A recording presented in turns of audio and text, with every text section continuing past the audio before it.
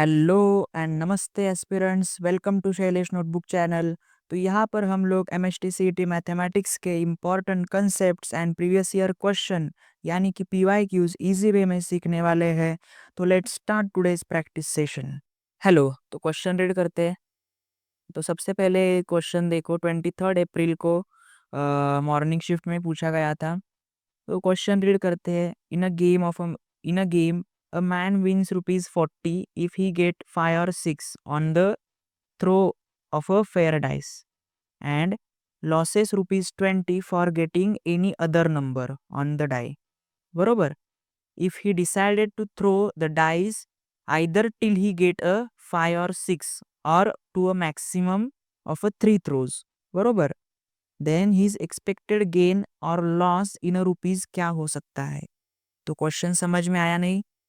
तो फिर एक बार देखते हैं कि क्वेश्चन में एक मैन गेम खेल रहा है, बरोबर। उसमें अगर डाइस थ्रो करना है, वो गेम में सिंपल है गेम कि डाइस थ्रो करना है। कितनी बार? मैक्सिमम 3 बार। 3 बार डाइस थ्रो कर सकता है, बरोबर। और उसमें से उसे 5 और 6 अगर डाइस में आया तो वो 40 रुपीज जीतेगा। 5 और 6 आया तो वो 40 रुपीज जीतेगा। और 5 और 6 छोड़ के दूसरा कौन सा भी नंबर आया तो वो 20 रुपीज लूज करेगा। तो ये गेम है, बरोबर। तो उसका एक्सपेक्टेड गेन और लॉस क्या हो सकता है, ये हमें फाइंड आउट करना है, बरोबर। तो इसका सॉल्यूशन देखो कैसे आएगा। सॉल्यूशन सबसे पहले हम लोग देखेंगे प्रोबेबिलिटी ऑफ गेटिंग 5 और 6। प्रोबेबिलिटी ऑफ गेटिंग 5 और 6। इससे पहले देखो कि अभी बेसिक क्वेश्चन है। सैंपल स्पेस क्या आता है डाइस का? 1 2 3 4 5 6, राइट। और probability of getting any x consider करते हैं। Let x be the any random number. Probability of getting any random number क्या आ सकती है ऑन अ डाइस? कि वन कौन सा भी एक नंबर आ सकता है at a time. Out of total कितने? 6 में से कोई भी एक आ सकता है। तो 1/6 is the standard probability of fix probability of fair dice, बरोबर। एक अगर सिंगल टाइम टॉस करोगे तो यही प्रोबेबिलिटी आएगी, बरोबर। तो इसके अकॉर्डिंग 5 और 6 आने की प्रोबेबिलिटी क्या है? तो 5 और 6 आने की प्रोबेबिलिटी भी 1/6 है। 5 आने की प्रोबेबिलिटी और दिया है ना यहाँ पर, मतलब एडिशन करेंगे। और 6 आने की प्रोबेबिलिटी भी 1/6 है। तो डिनोमिनेटर सेम है तो एक बार ही लिखेंगे और न्यूमरेटर के एडिशन 2/6, राइट। तो प्रोबेबिलिटी ऑफ गेटिंग 5 और 6 क्या आ गई? 2/6। ओके। देन अभी आने की प्रोबेबिलिटी तो निकाली, लेकिन हम लोग डाइस अगर ये कर रहे हैं, थ्रो कर रहे हैं, तो 5 और 6 ही थोड़ी आएगा। 1 आ सकता है, 2 आ सकता है, 3 आ सकता है, 4 आ सकता है, बरोबर ना। तो प्रोबेबिलिटी ऑफ नॉट गेटिंग की प्रोबेबिलिटी भी हमें निकालनी पड़ेगी। प्रोबेबिलिटी ऑफ नॉट गेटिंग 5 और 6, 5 और 6 नहीं आने की भी प्रोबेबिलिटी पता होनी चाहिए। तो टोटल प्रोबेबिलिटी क्या होती है? 1। उसमें से आने की प्रोबेबिलिटी क्या है? 5 और 6 आने की प्रोबेबिलिटी क्या है? 2/6। इसे हम लोग रिड्यूस कर सकते हैं ना। देखो 2/6 को हम और रिड्यूस कर सकते हैं। 2 1 जा 2, 2 3 जा 6, 1/3 ऐसे भी लिख सकते हैं ना रिड्यूस फॉर्म में। तो हम लोग ऐसे प्रेफर करते हैं, कैलकुलेशन के लिए इजी रहेगा। 1/3, बरोबर। तो अभी 1 में से 1/3 माइनस किया तो क्रॉस मल्टीप्लीकेशन करेंगे तो क्या आएगा? 2/3। तो प्रोबेबिलिटी ऑफ नॉट गेटिंग 5 और 6 क्या आ गई? 2/3, राइट। इसके बाद में हमें क्या फाइंड आउट करना है? एक्सपेक्टेड गेन और लॉस। तो हम लोग कंसिडर करें क्या कि let x be the gain, और लॉस इन रुपीज। रुपीज में है ना, हम लोग कैलकुलेट कर रहे हैं, बरोबर। Let x be the x consider करेंगे एक्सपेक्टेड गेन और लॉस को इन रुपीज में। तो इसके बाद में हमें कौन सी 4 केसेस बन सकती है वो देखना है। अभी हम आप लोग कहोगे 4 केसेस कैसे बनेगी, तो हम लोग कितनी बार थ्रो कर रहे हैं। तो हम लोग मैक्सिमम 3 टाइम्स थ्रो कर रहे हैं, बरोबर। 3 बार अगर थ्रो कर रहे हैं हम लोग, तो ऐसा भी हो सकता है ना कि तीनों के तीनों थ्रो फेल जाए और एक भी थ्रो में 5 और 6 ना आए, 0 उसे कहेंगे। एक पहले ही थ्रो में 3 आएगा, सॉरी 5 और 6 में से कोई तो एक आएगा। ऐसा हो सकता है कि फर्स्ट थ्रो में नहीं आया लेकिन सेकंड थ्रो में आया, बरोबर। और ऐसा भी हो सकता है कि थर्ड थ्रो में आया, बरोबर। तो ये 4 केसेस बनेंगे। तो ये 4 केसेस को अभी हम लोग डिस्क्राइब करते हैं। तो सबसे पहले केस 1 देखते हैं हम लोग। केस 1 क्या रहेगी कि wins on the first throw, wins on the first throw. First throw में ही जीत गए, फर्स्ट थ्रो में ही 5 और 6 में से कोई तो एक आ गया, बरोबर। तो उसकी प्रोबेबिलिटी क्या है कहेगी। तो अगर फर्स्ट थ्रो में भी फर्स्ट थ्रो में ही वो जीतेगा, तो क्या आएगा, वो विन कितना करेगा, 20 रुपीज विन करेगा, बरोबर ना। देखो क्वेश्चन में देखो कि वो 40 रुपीज विन करेगा, सॉरी सॉरी सॉरी। तो वो अगर फर्स्ट थ्रो में ही जीत गया तो 40 रुपीज विन करेगा। तो इसकी 40 की प्रोबेबिलिटी आने की क्या हो गई। तो 40 आने की प्रोबेबिलिटी हो गई first throw out of total कितने थ्रो है हमारे पास, 3 थ्रो है। 3 थ्रो में से फर्स्ट थ्रो में ही जीत गया तो 1/3 आएगी, बरोबर। नेक्स्ट केस 2 देखते हैं हम लोग। केस टू देखो। केस 2 में ऐसा हो सकता है ना, losses in first throw and wins on the second throw, wins on the second throw में जीत गया, फर्स्ट थ्रो में लॉस हो गया, नहीं आया 5 और 6, सेकेंड थ्रो में आ गया 5 और 6 में से। तो यहाँ पर देखो एक्स क्या आएगा, फर्स्ट थ्रो में तो 40 जीता है, सेकेंड थ्रो में अगर नहीं आया, सेकेंड थ्रो में जीत गया, वो कितना जीत गया, 40 रुपीज जीत गया। लेकिन वो फर्स्ट थ्रो तो हार गया। और हारने के बाद क्वेश्चन में देखो आप लोग, अगर वो लूज करता है, अगर वो हार जाता है तो 20 रुपीज लूज करेगा। तो 20 रुपीज लूज करेगा, इसका मतलब वो फर्स्ट थ्रो में तो हार गया ना, लूज हो गया, तो उसका 20 रुपीज माइनस होगा, बरोबर। तो 40 में से 20 गया, बच गया ओनली 20। तो अभी हमें probability of x is equal to 20, जो रिमेनिंग 20 है उसकी प्रोबेबिलिटी क्या आ सकती है। तो फर्स्ट थ्रो में तो वो हार गया, और हारने की प्रोबेबिलिटी, हारने की मतलब फर्स्ट थ्रो में 5 और 6 नहीं आया, तो ना आने की प्रोबेबिलिटी क्या है, नॉट गेटिंग 5 और 6 की प्रोबेबिलिटी 2/3 है, बरोबर। तो वो 2/3 मल्टीप्लाई बाय सेकेंड थ्रो में तो जीत गया, जीतने की प्रोबेबिलिटी क्या है, 5 और 6 आने की प्रोबेबिलिटी क्या है, 1/3। तो इनका मल्टीप्लीकेशन आएगा, कैसे करेंगे। तो 2 1 जा 2, 3 3 जा 9। तो probability of x is equal to 20 क्या आ गया, 2/9, राइट। यहाँ इसे देखो, इसे भी स्क्वायर करते हैं हम लोग, आंसर को स्क्वायर करो।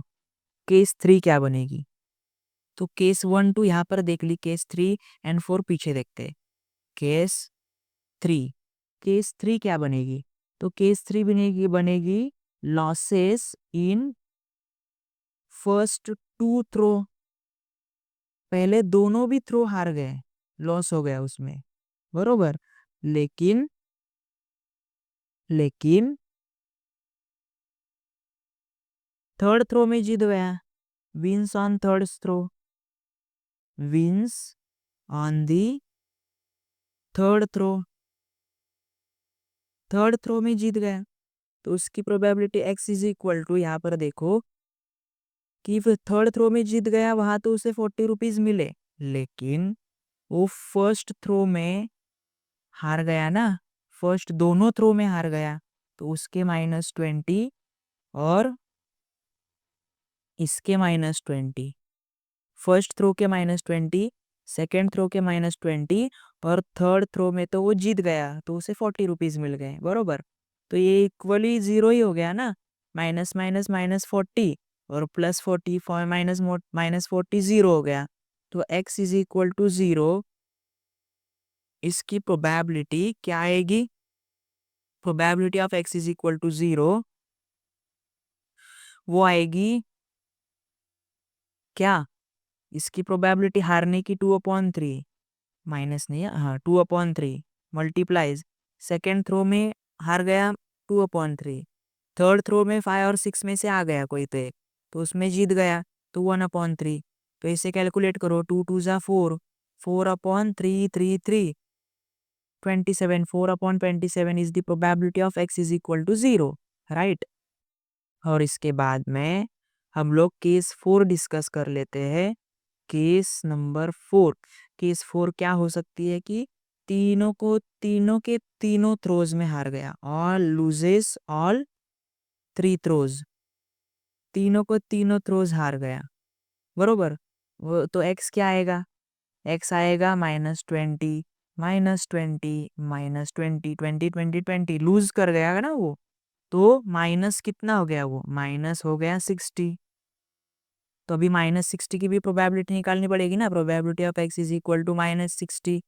तो उसकी प्रोबेबिलिटी क्या आएगी, 2/3 फर्स्ट थ्रो की, सेकेंड थ्रो की 2/3, थर्ड थ्रो की थ्रू 2/3, तो क्या आ गई 8/27। ये आ गई probability of x is equal to -60 which means loses in all 3 throws. तो अभी अभी हमें क्या फाइंड आउट करना है, अभी क्वेश्चन में देखो हमें एक्सपेक्टेड गेन और लॉस फाइंड आउट करना है। एक्सपेक्टेड गेन और लॉस अगर मैं कहूँ एक्सपेक्टेड क्या होता है, तो आप बताएंगे एक्सपेक्टेड मतलब मीन, हमें मीन फाइंड आउट करना है, बरोबर। तो एक्सपेक्टेशन ऑफ एक्स, एक्स क्या है हमारा, एक्स क्या है हमारा नेट गेन और लॉस इन रुपीज, बरोबर। तो एक्सपेक्टेशन ऑफ एक्स कैसे निकालते हैं हम लोग, तो सम करते हैं x into probability of x, बरोबर। तो ये फॉर्मूला होता है एक्सपेक्टेशन का। तो एक्स क्या है हमारा, एक्स ये वैल्यू है ना, ये देखो ये वैल्यू है एक्स, इसमें ये थर्ड केस में ये, फोर्थ केस में ये एक्सपेक्ट एक्स की वैल्यू है। और उसकी प्रोबेबिलिटीज क्या है, उसकी जो प्रोबेबिलिटीज ये है, ये प्रोबेबिलिटी, सेकेंड केस की ये प्रोबेबिलिटी, थर्ड केस की ये प्रोबेबिलिटी और फोर्थ केस की ये प्रोबेबिलिटी, मतलब एक्स को मल्टीप्लाई करना है उसके प्रोबेबिलिटी के साथ और एडिशन करना है। तो करते हैं हम लोग सिंपली, देखो यहाँ पर ही, तो सबसे पहले वो तीनों फर्स्ट टॉस में ही जीत गया, तो 40 इंटू 1/3, 40 इंटू 1/3, सेकेंड इसमें 20 इंटू 2/9, बरोबर। 40 इंटू 1/3 प्लस 20 इंटू 2/9, बरोबर ना। एक बार चेक करो, 2/9 राइट। थर्ड केस में 0 इंटू एनीथिंग, अगर 0 से मल्टीप्लाई करेंगे तो किसी से 0 ही आएगा, तो वो 0 आएगा। और ये -60 इंटू 8/27, बरोबर। यहाँ पर 0 ही आएगा ये, और फिर -60 इंटू 8/27, बरोबर ना, बरोबर है। तो अभी सिंपली से सिंप्लीफाई करना है, तो कैसे करेंगे, तो 40/3 प्लस 22 × 40/9 माइनस, ये माइनस साइन करते हैं, इससे हम लोग कंसिडर नहीं करेंगे, -60, तो 68 480, 480/27, राइट। अभी देखो कि इस एडिशन और सब्ट्रैक्शन है, बरोबर। तो इसमें हमें बेस सेम लगता है, तो डिनोमिनेटर किसी का भी सेम नहीं है, लेकिन सेम बना सकते हैं। अगर इससे डिनोमिनेटर और न्यूमरेटर को 3 से मल्टीप्लाई करें और यहाँ के डिनोमिनेटर और मल्टीप्लाई को किससे 9 से मल्टीप्लाई करें, तो ये 27 बनेगा, ये 27 बनेगा, और इसे भी मल्टीप्लाई करना है किससे, 1 से। ये फॉर्मूला है। तो बेस बन गया 3 9 27, 3 9 27, 27 1 27, विच इज कॉमन बेस लिख लेते हैं हम लोग 27। न्यूमरेटर की टर्म की देखो, 9 40, 9 4 36, राइट, 360 आएगा, फिर ये 0 आ गया यहाँ पर, ये 4 3 120, 120 है, बरोबर। और ये 480 480।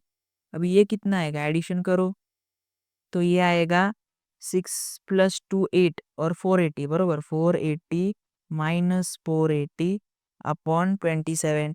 न्यूमरेटर में 0 बन रहा है, मतलब 0 ही आएगा। मतलब probability of expectation of x, मतलब एक्सपेक्टेड गेन और लॉस क्या आएगा, 0 आएगा।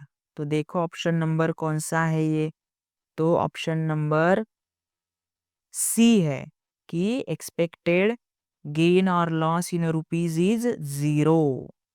तो ये सिंपल क्वेश्चन था। आगे बढ़ते हैं नेक्स्ट क्वेश्चन की तरफ। मोर सच प्रॅक्टिस व्हिडिओज पाहण्यासाठी शैलेश नोटबुक चॅनलला लाईक, शेअर आणि सबस्क्राईब करायला विसरू नका। तर भेटू आपण पुढच्या व्हिडिओमध्ये। Thank you.